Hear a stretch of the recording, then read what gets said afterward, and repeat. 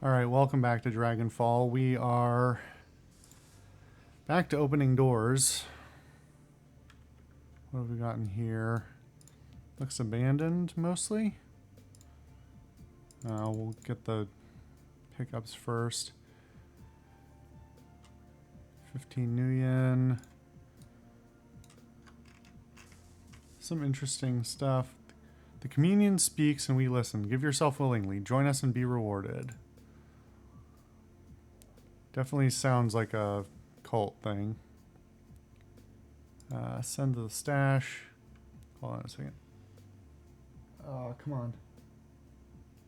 Damn tease of a sneeze. Alright. Let's keep looking here. I mean, we don't have anything overtly. The community must flourish, the community must grow. There's nothing overtly evil about it, but it's definitely iffy. I mean, any cult-like thing is iffy. We are one through the communion. Join us, and we will all be one together. Even there's nothing on the dresser. There's a scrap of paper with Shark Tank scribbled on it. Shark Tank. Okay, maybe it's a code. Anything culty is overtly iffy, even if it's not overtly evil. Why can I see into this room? Huh. Well, there's people in there. Let's see. There's blood.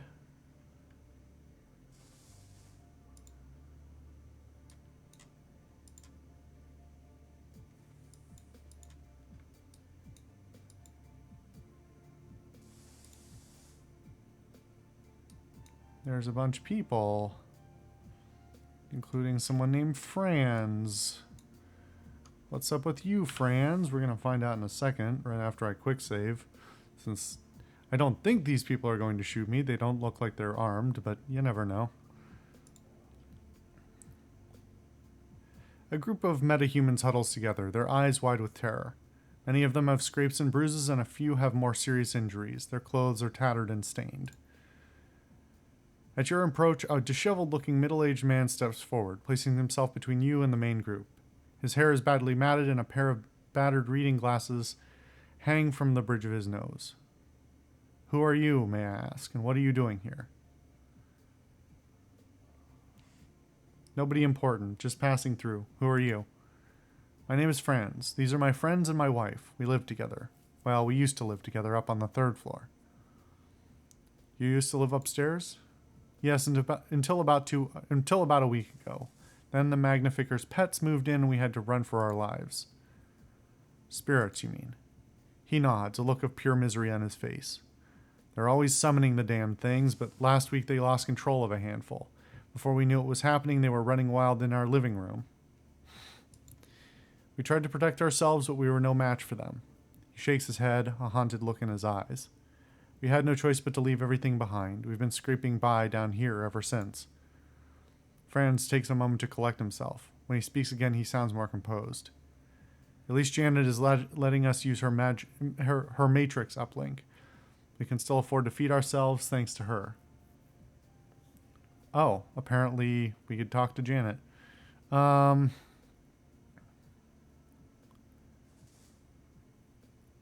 Janet, I need to talk to her. Could you introduce us? He looks you over, paying special attention to your gear. Finally, he nods. Tell you what, if you take care of those rogue spirits, if you clear the path for us to return home, I'll give you the password you'll need to speak with Janet. Huh. Well, this is already a resolved plot line, but I'll do it anyway just for the narrative. How about a little something for the effort? Money? We don't have much. He looks away, uncertainty in his eyes. But I have managed to put a little away. I was hoping to surprise my wife with it. No, you're right. We can't ask you to risk yourselves without some kind of compensation. He pulls a battered cred stick out of his pocket and presses it into your hands. Here, just take it. Here, take it. Just please make our home safe again. Oh, I didn't actually want to take his money. I wish I could hand it back. Do you know where the Magnificer hideout is? Can't help you there. We used to see a lot of them of the magnificers up on the third floor, but I never wanted to get too close to them. You know, you want to know where their hideout is, I'd ask Parson. Maybe step outside to ask Ulrich. Not that you're likely to get very far with either of those nutcases. About the spirits, not yet. That's all for now. Okay. Am I gonna reload to give him his cred stick back? Yeah, I would feel pretty bad. He was trying to surprise his wife. It's whatever. One more reload, why not? Unless, you know, the game takes an age and a half to try and load, which it has been doing.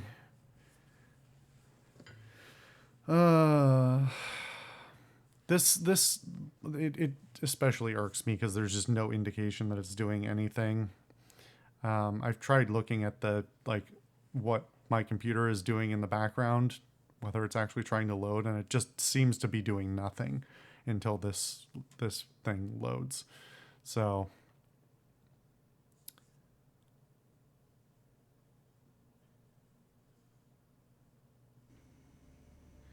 I do wonder if any of this is actually changed by the interaction. Like if I don't have this conversation, does it spawn less or no things upstairs or something like that? I would doubt it, because that would be extra effort to reduce the amount of, to add a dynamic that nobody's going to notice. But nobody know where the Magnificer hideout is. Used to live upstairs. Janet, I need to talk to her. I'll let you know when it's safe. All right.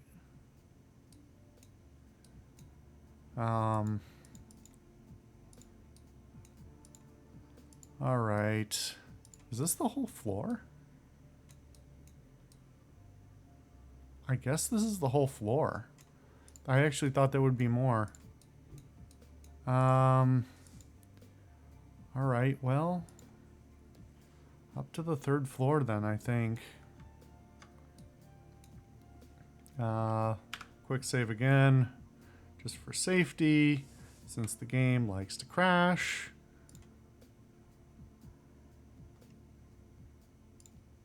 Why does it have two stairwells? I mean, I guess it needs to have stairs going up and down, but why isn't it just one single piece of... Like, all the other stairwells have been go up or down on a single stairwell. Anyway, let's see how far... Oh, that's... Oh, it's because there's windows. That's why I can see into it. Okay.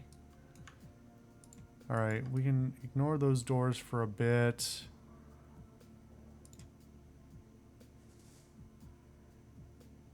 High-pitched, creaky voice shrieks out from the intercom. Go away! I won't let you let any spirits in here. You can't hurt me behind my door. No, you can't.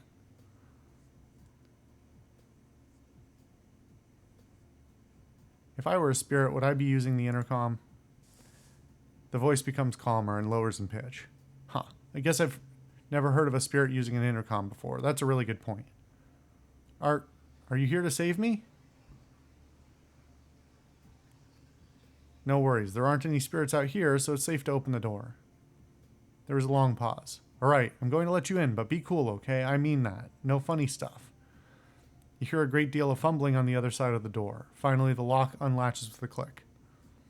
Can't believe that worked.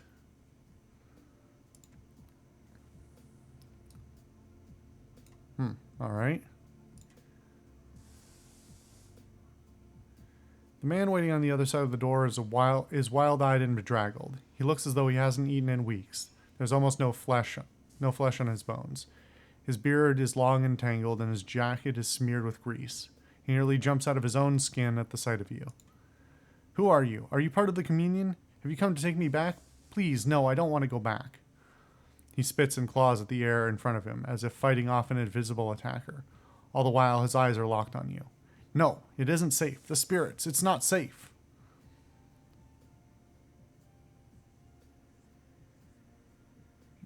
You're one of those cultists from the hub, aren't you? I am nothing. Only the communion remains. Only communion matters.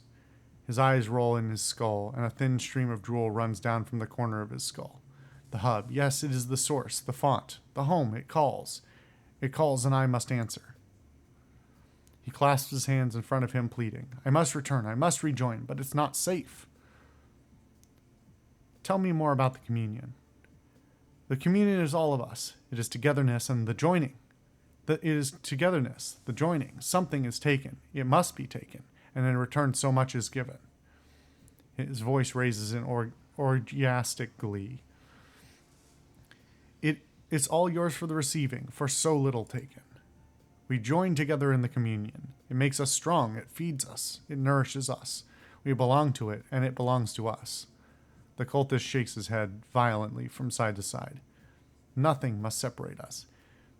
It is fascinating that the actual way the copy is written is much more weighted on the third floor, whereas on the first floor, the language being used in the narrative is much more neutral. Here, it calls them cultists, and it suggests that, like, clearly things are not right.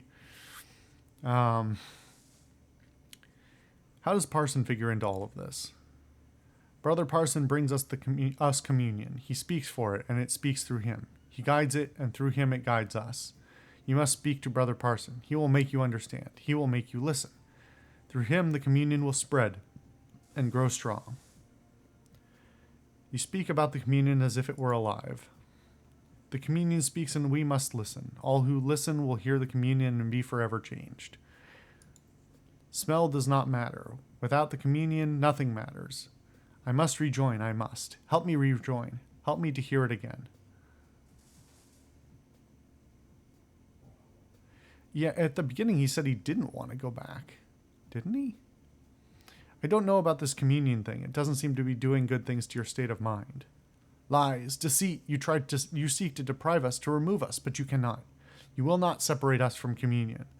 It has warned. The communion told us that the deaf would try to take us. We must resist. Yeah, that's classic cult rhetoric. He pulls something long and slender out of his jacket pocket, a knitting needle. You will not listen, so I will put out your ears. Now hold still. Oh no.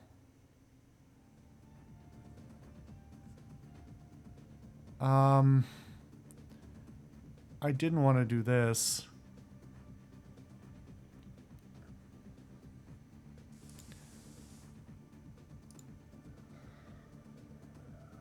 Can I grab... I'm hoping this... Can I neutralize him in a way that doesn't kill him? Hold on a second.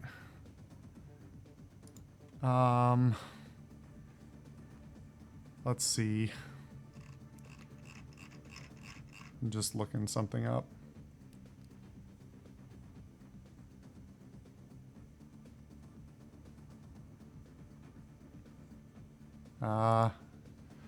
Nope. Apparently this is...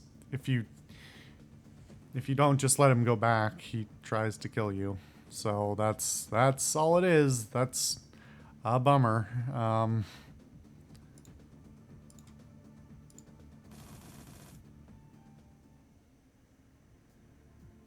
That doesn't feel good. But I don't know.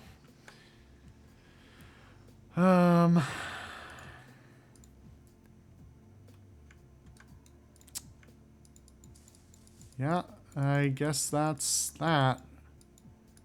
Definitely makes me all the more suspicious about Parsons and the communion and its connection to Apex. I don't know why Parsons doesn't seem fucked up like everybody else. So what is his? Is he like watching over Apex or something like that? Like the quiet, Satyr Krupp guy who's just here to like look over it, make sure it doesn't get more out of hand. Why are these look like bathroom stalls or something like that? But I can't do anything in there. All right. It's at the end of the hall, right? Which probably means down in there. And those look like Well, there was a... Okay. There was a summon in there, and there's guys in there. I don't think there's any way I'm getting through this. Getting to... What's his name without going in there. Is there another door that goes in this way? There's all this dead space. What is in here? Shouldn't there be something in here?